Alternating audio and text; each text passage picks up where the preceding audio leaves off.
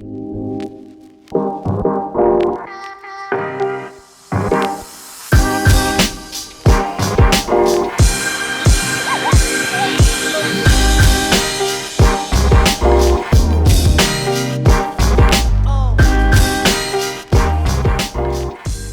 and welcome to the Royal Caribbean Cruise guide and review video. This is for anyone who's looking to book their own cruise and want to get the best value out of the whole situation, what to do, what not to do, how to prepare for it, what should you bring. If you are interested in my vlog about what I did do in the cruise, there's another video that you can go check.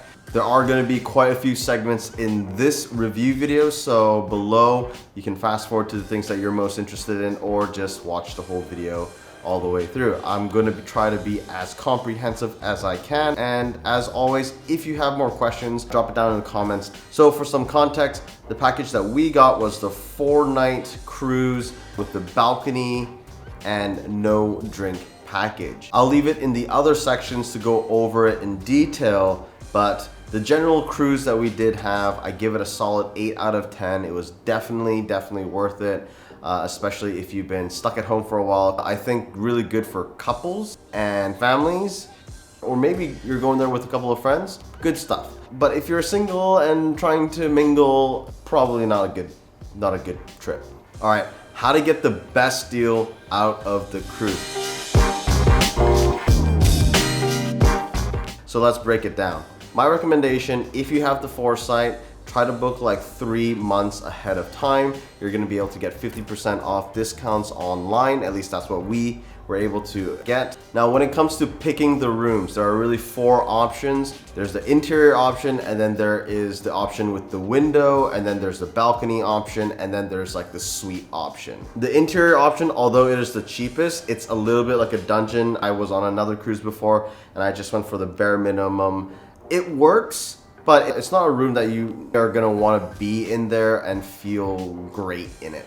So at the very least, I recommend getting the room with the window. This is just the bare minimum. You get that nice sunlight in when you wake up. It feels good. If you have a little bit more money to splurge, I recommend sincerely the option that we chose, which is the balcony option. The balcony, it's great. You can lounge out there. It's like a completely different feeling, and I think that extra little bit of money is totally worth it. Now, suites, I mean, it's suites. If you got the money, might as well. But personally, I think it's a little bit too extravagant for me. I just like having a bed, having the necessities, a decent amount of room to kind of walk around in my room. It's a ship. You're gonna be walking around outside in the ship anyways. I do feel it's a little bit expensive, but if you got that kind of cash to spend, then maybe that would be the one for you. I'm happy with just the balcony. It was a great one. When you are booking for your trip, they're gonna ask you for a check-in time. The best check-in time is the earliest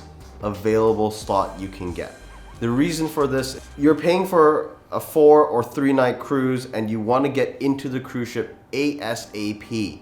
I had friends coming in at more like after work time, so like 8 p.m. and so forth, and there is this whole COVID test situation that you got to go through, and that's going to take you an hour or 2, and by the time you're in the ship, it's going to be like 9-10 p.m. and it is a dreadful time going through that whole checking process. So I really highly recommend going in as early as you can. Take the day off. Don't try to skimp by just like rushing in there after work, and the earlier it is, the less people there is, and so it only actually took us about an hour or so to go through the whole system, but our friends, they said it took like close to 2 to 3 hours, which that just sounds horrendous.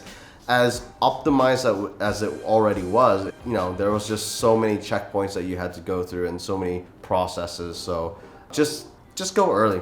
So once you've booked the cruise, you're gonna have to do 2 main tests. You're gonna have to do a test before you actually go and try to onboard the cruise ship. That's about a week or 2 before this onboarding happens, and then there is that massive whole 1-2 hour pre-COVID test before you actually board the ship. They're super strict about the whole situation, so I guess it's good because you're safe when you're in the cruise ship, but it is what it is.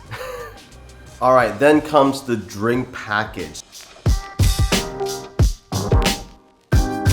So So after you book your cruise, they're going to talk about the drink packages. Do not buy the drink package immediately. Actually, what you should do is wait a little bit, because they'll start sending you email notifications about drink packages and offering you a bunch of actual sweet deals. So if you don't just happy trigger and buy something right at the cruise checkout, you can actually receive a lot of emails and get a bunch of discounts.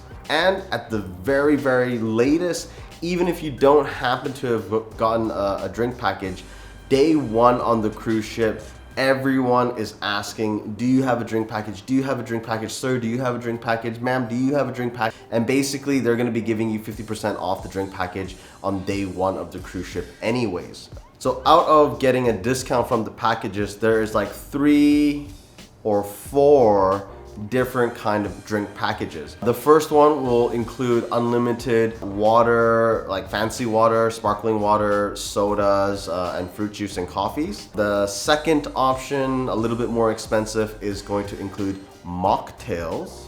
And then of course the last option is going to be the full drink alcoholic package, which is, to be fair, an amazing package. But let's break it down, okay? I didn't get a full drink package.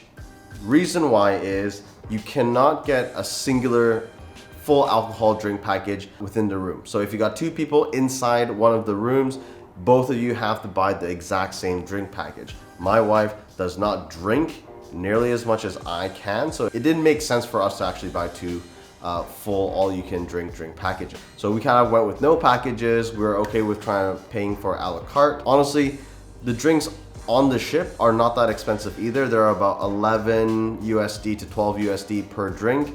So unless you're a super heavy drinker, the full drink package is not really that worth it. But if you are a drinker, let's say you have a beer or 2 for lunch, you know, a couple of drinks in the afternoon, and then some wine late at night, and you're gonna expect to do this 4 days in a row, 100% without a doubt that drink package is 100% worth it. You should totally get it. My friends got it and it just looked amazing. It looked like a really good time, right? It's just like hand them your card, drinks. Overall, if you do not get any drink package, it's not a big deal. They still will serve you water everywhere, and in the Windjammer, the buffet area, they're still gonna give you juices in the morning and regular coffee. The biggest difference is you're not gonna be able to get the fancy stuff. And that's the whole thing with the cruise ship. They're trying to make extra money. So if you want a Coke, but you didn't get a drink package, you're just gonna have to pay a la carte for the Coke. That's like $1 or $2. So not too bad, but at the same time, it is a little bit annoying because you would have hoped that they would have just packaged all the sodas in the cruise ship price. But it is what it is, and those are your 3 options. That's it for drink packages. Then we got the dining packages. Unless you've actually taken this cruise ship more than once, I highly recommend not to take any dining packages whatsoever. There are extra restaurants that you can try in the ship that are not part of the whole free food experience. But honestly, they're okay. If you really want to, you can go to those restaurants and pay a la carte as well. Otherwise, the main dining hall, Windjammer, the hot dog place, you know, they're serving new menus every single morning, lunch and dinner. Well, maybe not breakfast, but lunch and dinner for sure. They're serving something brand new at the main dining hall, and it is good food and unlimited. So honestly, you don't need a dining package. And if you really did, again, just pay a la carte. It's not actually that expensive. All right, let's get to the general things that you got to know about going onto this cruise ship. If you're watching this section, you gotta know this stuff. Number 1, masks on in the cruise ship. Yep, you're not gonna escape it. Even though you got through all this COVID tests and blah, blah, blah, they're super strict with the mask rule, so that, you know, it was almost a close, near perfect experience on the Cruise du Nord, but the whole masking thing everywhere and then you do, you get it, right? If you aren't planning to buy the drink package, you at the very least can bring 2 bottles of wine or champagne, No spirits, wine or champagne, you can bring 2 bottles per room. So make sure to utilize that. And if you got other friends who are gonna buy the drink package, get them to bring 2 bottles in for you. So then you can drink in your room. It's all fine and dandy. 2 bottles. One thing that you should do that I really didn't do or didn't even know about is you got to bring a refillable water bottle, like a big one. Because in the rooms, they will only give you glasses of water and one at a time. So we would have to order like 6 glasses, 8 glasses of water every night, and that was really, really annoying. So if you have a big bottle, like a 2-liter bottle that you can bring onto the ship and go collect some water so that you have some water at night and into the morning, and it's just a bit more convenient, bring a water bottle, seriously. So everything on the ship is controlled through their Royal Caribbean Cruise app. So before you even get on to the ship, I highly recommend downloading the app, getting familiarized with the app. You can, put your bookings and do all your pre-planning stuff. I didn't really do that. My wife did that for me, so thank you, Lalana. Everything on board is calculated in USD, so please remember that it's not SGD, it is USD, and the exchange rate on the ship is pretty high. So if you're gonna go in there to go to the casino and to spend cash or blah, blah, blah, what it is, buy things or so forth, make sure to go do the exchange before you enter the ship and bring in USD whenever possible in the ship, because then you're not spending extra money on exchange rates and so forth. Okay, what to pack for the ship. I have 4 advices for you, including that water bottle that I just mentioned. Me and my friends, we actually brought a board, a Catan board, and it was super, super fun to just be able to play on the ship, in public, and things like that. It's a very low-key time to like play board games and stuff. So I highly recommend bringing your favorite board games on the ship to play. Toiletries.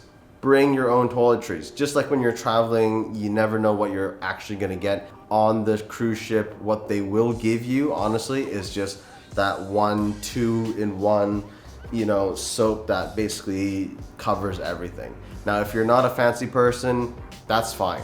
I happen to have a whole kind of routine that I must maintain, so I brought all my regular stuff. My wife brought all her regular stuff, so make sure to bring all your toiletries.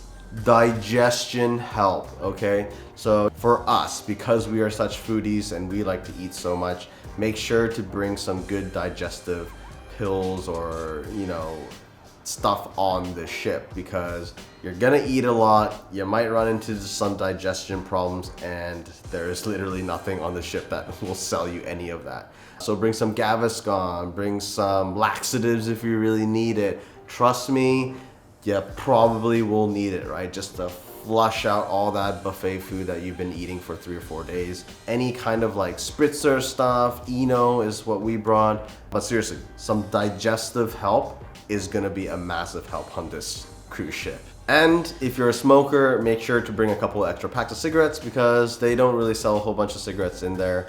All right, let's cover the food on the ship. So we did cover the drink packages and the food packages. So what are the actual foods and drinks can you get on the ship? If you got the full drink package, they have tons of beer options, tons of cocktail options. Basically any kind of liquid they have on the ship, you have access to any of it. And I mean anything, anywhere, anytime.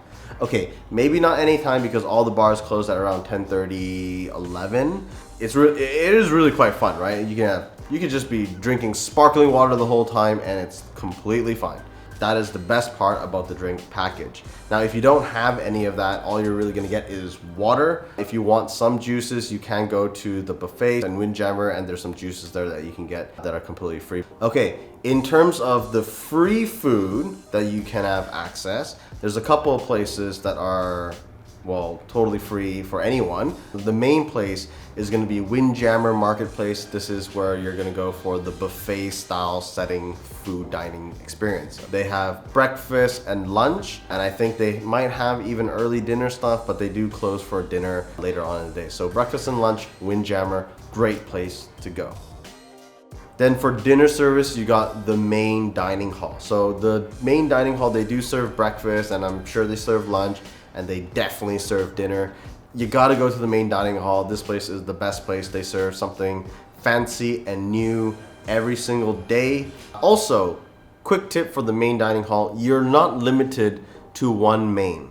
So we discovered this very early on, and we just went crazy with the ordering. Like, we ate minimum for 2 people each during dinner. Then there is also a pizza place called Serrano's, and right next to the pizza place is a little cake and tea shop. Both of these are also free. The pizza shop is opened until 2 a.m. or 3 a.m. at night. So if you're getting a little bit hungry at night, go to the pizza store. They got pizza anytime.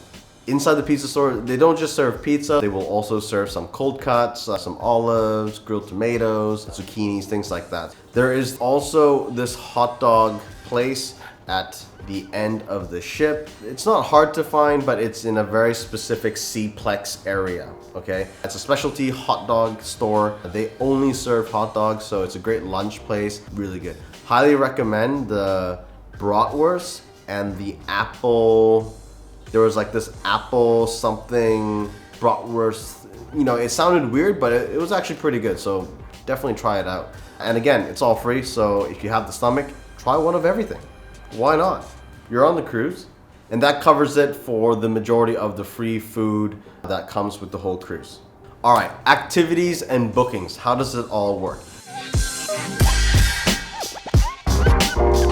Remember that app I told you to download? Well, the moment you get into the ship, you need to start looking at what events you really want to take part in and activities, and start booking as much of them as you can.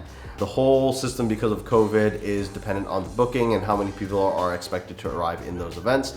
So some of those events have a max capacity, so if you happen to not get your booking in, you're not going to get into those activities. Now, even when you get those bookings in, make sure to arrive 15 to 25, even 30 minutes before the event starts. They're very strict on time, so if they say it's starting at 3, it's gonna start at 3, which actually means you want to be seated by like 2:45 or 2:30. For these really big events, they're really popular, so if you want good seats, you need to go in there 30 minutes early. So of all the shows that we did do on the ship, by far the best one, hands down, was Sequins and Feathers. I'm telling you, this show, it blew my mind. I didn't expect for a show of that production quality, singing quality, dance quality, choreography. The whole thing was just an amazing show. So I highly recommend booking for that one. All the other shows were also amazing, but I just have to point out Sequins and Feathers because that one just really blew my mind away. So check out that show. All right, the other 3 activities that you can book are the flow rider, the wall climbing, and the gym. Now, maybe the gym is the more accessible one out of the 3, but I can tell you the wall climbing one, it is a super long wait to get onto the wall climbing. So if you do want to take the wall climbing, get in there early as much as possible. Otherwise, you're going to be in a really, really long lineup.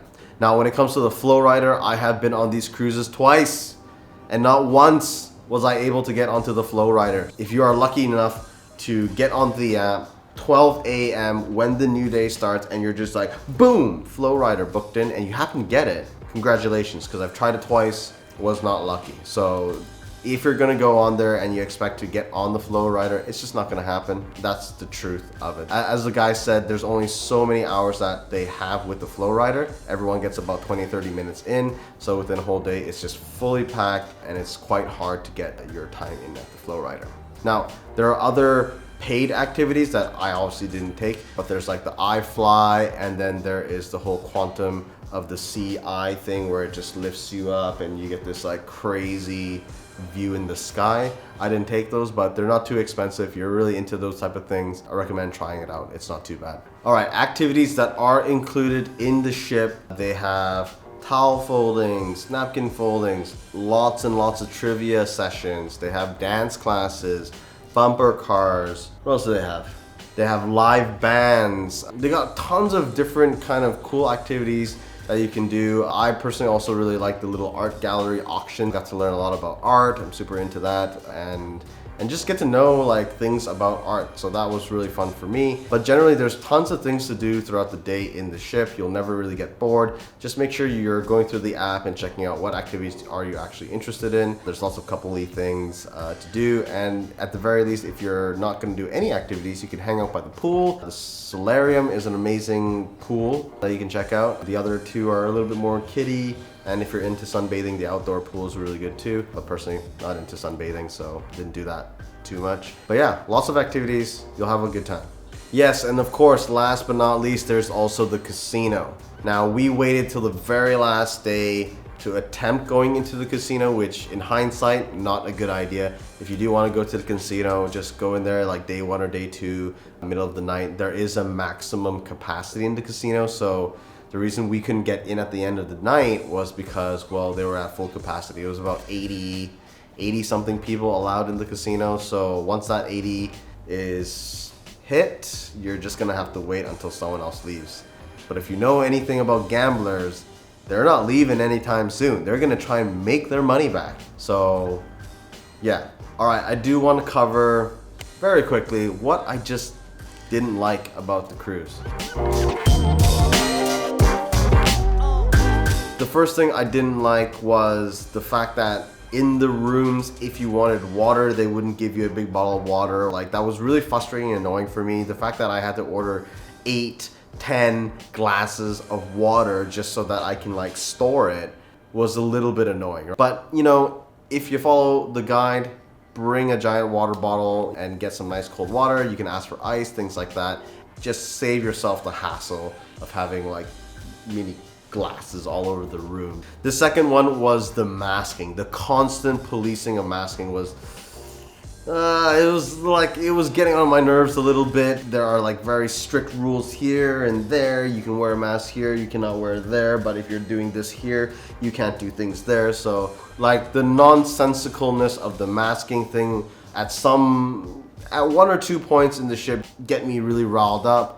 But it's just something you're gonna have to put up with or deal with on the cruise ship. But hopefully, maybe in a couple of months here when you go, there won't be that masking thing. And oh my God, if there was like, if you could be maskless, I wouldn't complain about the other stuff. And then the last and final thing, which I thought was a little bit odd, was in the live band sessions, or the main singer is actually doing a recording behind. So basically the live singer, because they're singing, they can't. They're afraid of spreading COVID. So the singers are actually behind a giant wall where you can't see them, and there's literally a camera filming them, and then that camera live is then being displayed on the TVs next to the band. We eventually we saw it, we sat down for 1 or 2, but eventually we were like, it's not really worth it because it just didn't have that full live band feel. And that was about the majority of the things I didn't like.